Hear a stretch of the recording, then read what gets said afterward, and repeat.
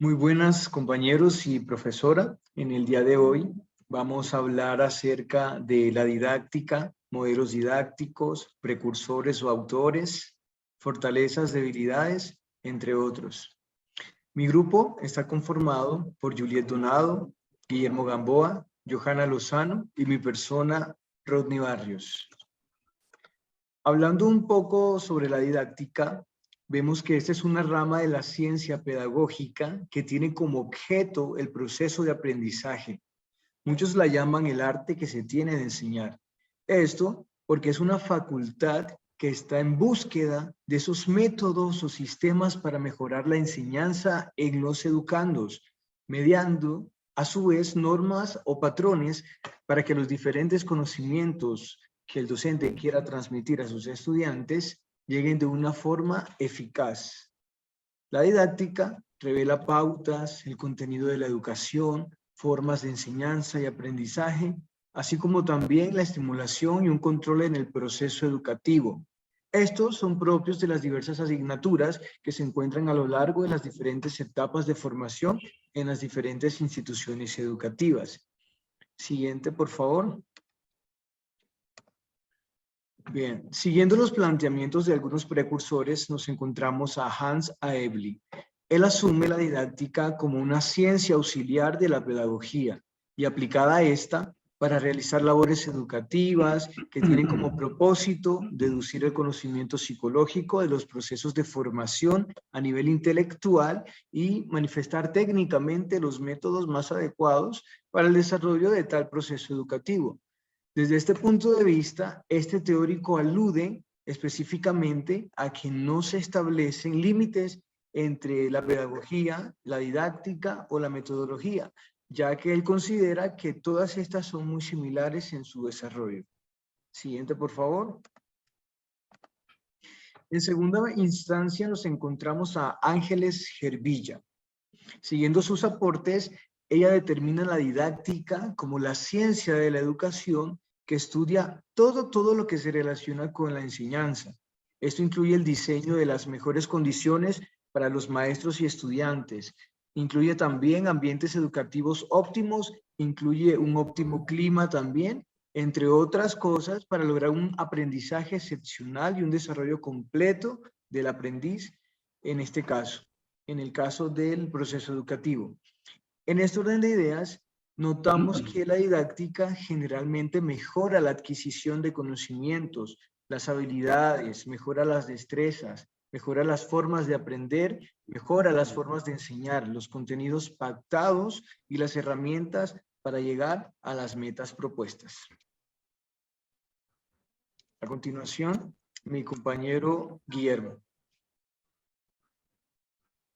Buenas tardes, profesora, compañeros. Mi nombre es Guillermo Gamboa Andrade y me corresponde explicar las diferencias entre didáctica, pedagogía y currículum. Siguiente, por favor. La didáctica, según Comenius, considerado el padre de la misma, considera en su obra la didáctica magna, que es el arte de enseñar.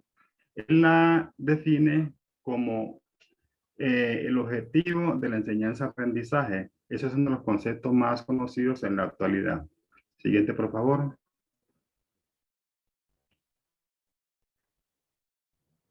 Desde la perspectiva de Tamayo, a diferencia de Comenius, este define la didáctica como una ciencia o campo disciplinar encargado de que el estudiante sea una persona crítica, una persona que tenga argumentos, una persona que interprete, una persona que analice con mira a buscar soluciones a las problemáticas que se presenten en el campo de la educación o enseñanza-aprendizaje.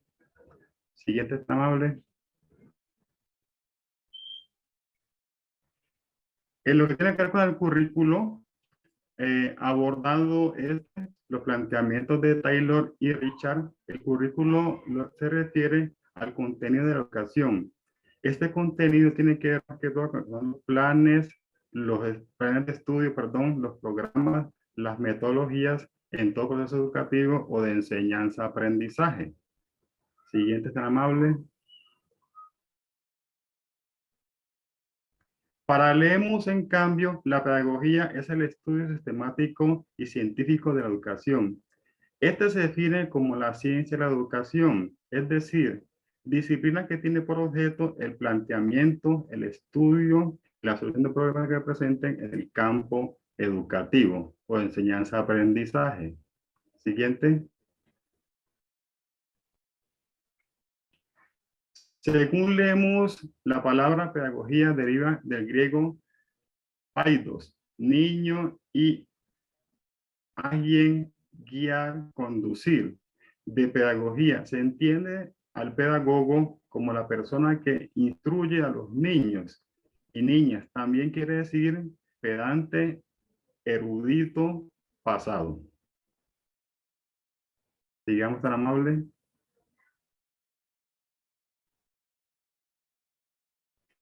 En un principio se refirió a la educación de los niños y a las niñas. Hoy se aplica también a diferentes estadios de la educación, empresas, deporte, en la milicia, entre otros campos, y particularmente a la atención de los adultos, pero dentro de un concepto particularmente denominado andragogía. Digamos tan amable.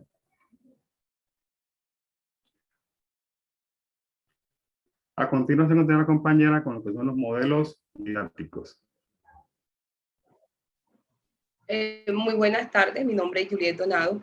Continuando con los modelos didácticos, sabemos que estos son planes estructurados, ¿verdad? Que se utilizan para configurar un currículo, diseñar materiales y orientar la enseñanza en el aula. En el 2006, Pedáneo dice, hace un señalamiento a que las instituciones educativas no se deben mantener al margen de los avances tecnológicos y científicos, y obliga con esto a que el profesor a repensar en su quehacer pedagógico diario dentro del aula de clases, teniendo en cuenta el triángulo que marca el proceso de enseñanza y aprendizaje con un alto grado de calidad y significancia para que garantice la formación integral del alumno. De allí se hace necesario que el docente, profesor, tomen como guía el pensamiento psicopedagógico y los modelos didácticos para su práctica, teniendo en cuenta uno o más modelos que sustenten su práctica dentro del aula. Siguiente.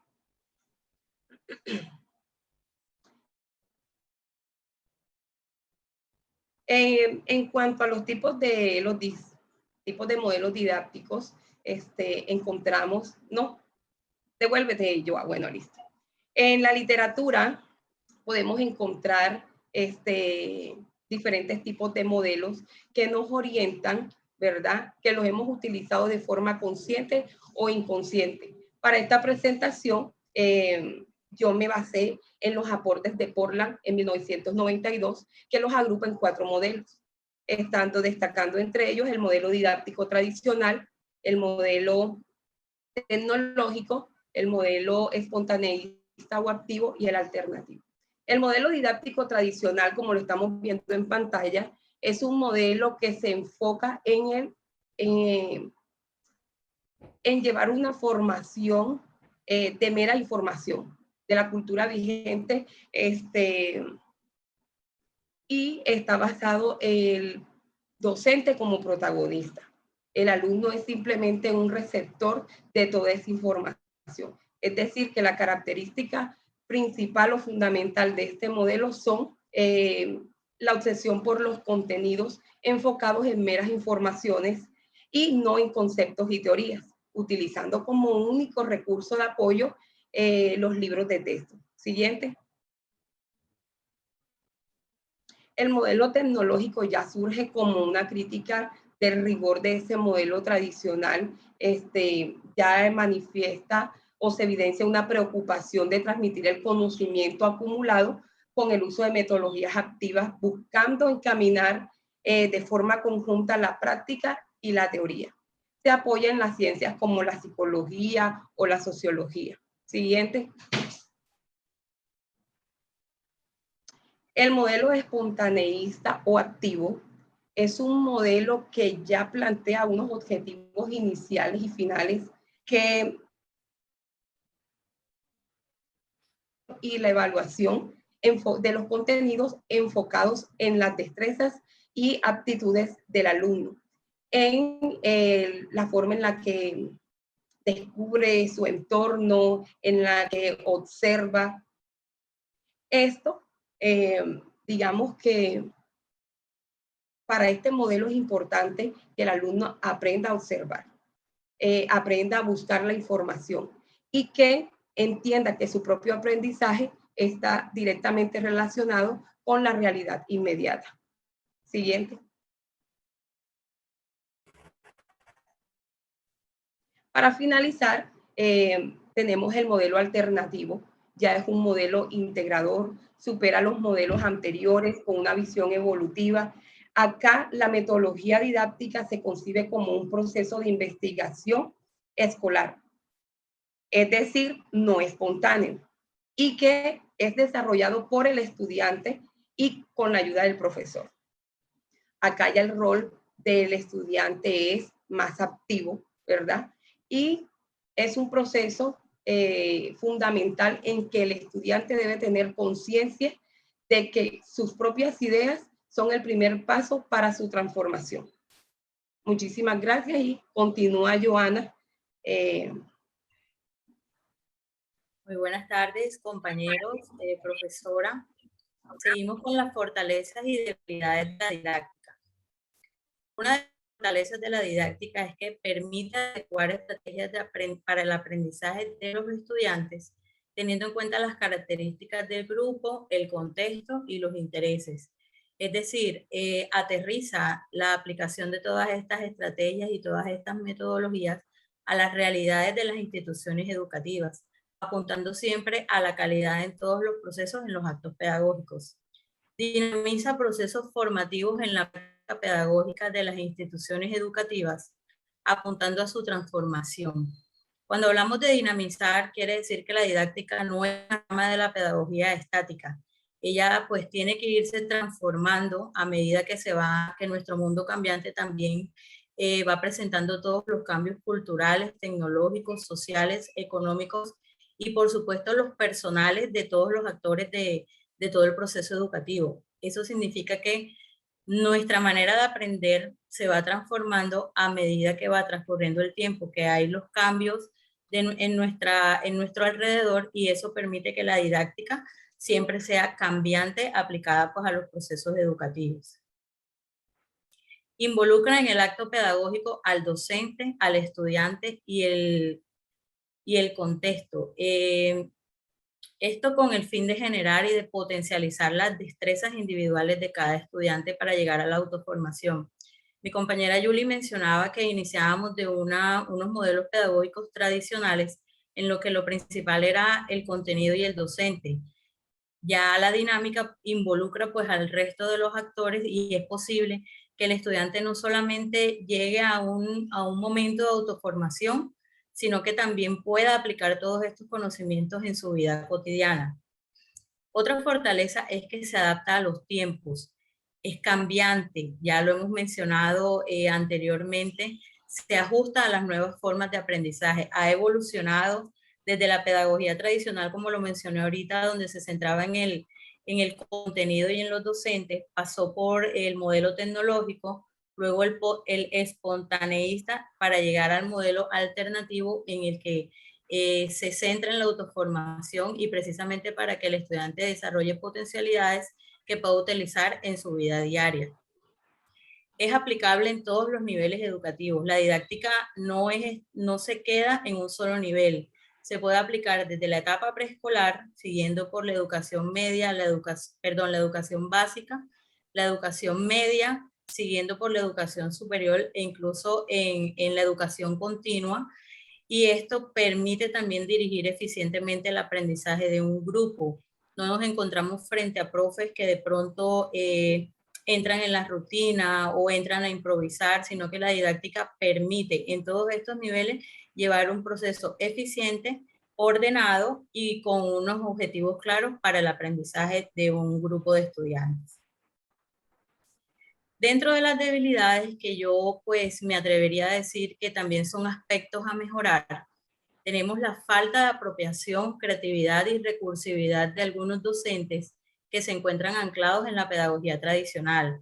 Aún en nuestras escuelas tenemos docentes que siguen con esta metodología, les ha costado adaptarse al cambio, a la aplicación de nuevas didácticas en la educación, y esto contribuye muy poco a la formación de competencias que le permitan a un estudiante desarrollarse en la sociedad. Otra debilidad es el poco interés o desmotivación por parte de los estudiantes quienes presentan dificultades socioeconómicas, personales o familiares. Es decir, muchas veces encontramos en un aula de clase un docente que tiene muchas metodologías, muchas estrategias didácticas para poder llegar a sus estudiantes, pero nos encontramos con las realidades de estos alumnos con muchas dificultades y están de pronto más interesados en resolver estas situaciones que se les están presentando en sus contextos particulares, y por eso están desmotivados frente a cualquier estrategia que el profesor les ofrezca. Hay una falta de cualificación docente por parte de las instituciones educativas e incluso del Estado en estrategias didácticas para el trabajo con estudiantes en condición de discapacidad. Esto es un común denominador en muchas escuelas en donde encontramos ya gran cantidad de estudiantes en condición de discapacidad, pero que lamentablemente no hay una cualificación para el docente. De pronto los compañeros docentes que tienen este tipo de estudiantes y que han logrado avances con estos niños es porque tienen un interés real, un interés genuino para que los estudiantes avancen, pero realmente hay muy poca cualificación en estrategias didácticas para atender este tipo de población. Muy pocos recursos por parte del Estado para la implementación de estrategias didácticas en las instituciones educativas y su aplicabilidad en la población estudiantil. Va de la mano con la debilidad anterior. Antes mencionaba solo la población en condición de discapacidad, pero acá es toda la población en general. Muy poca oferta por parte del Estado para tener material, tener recursos, incluso recursos humanos y tecnológicos para poder implementar todas estas estrategias didácticas con todos los estudiantes que tenemos a nuestro cargo. Y finalmente, contenidos curriculares estrictos que deben cumplirse en un tiempo y forma determinada sin darle lugar a nuevas estrategias curriculares. Y aquí hago mención especialmente a esas instituciones que ya tienen establecidos unos planes de estudio y unos contenidos curriculares que no dan lugar a cambios, y que el docente debe ceñirse a estos planes, a estas metodologías, porque deben cumplirlas en un tiempo preciso que la escuela así ha brindado para hacerlo. Entonces, reitero mi posición que más que debilidades son aspectos que nos corresponde o que les corresponde a todos los actores de la educación poder mejorar para poder cumplir con las metas, con el objetivo de la educación, que es formar estudiantes integralmente para que puedan ser competentes en la sociedad y en el contexto en que les toque actuar. Finalmente, pueden observar las referencias bibliográficas que tuvimos en cuenta para realizar este trabajo acerca de la didáctica. Muchas gracias, profesora, compañeros, por su atención.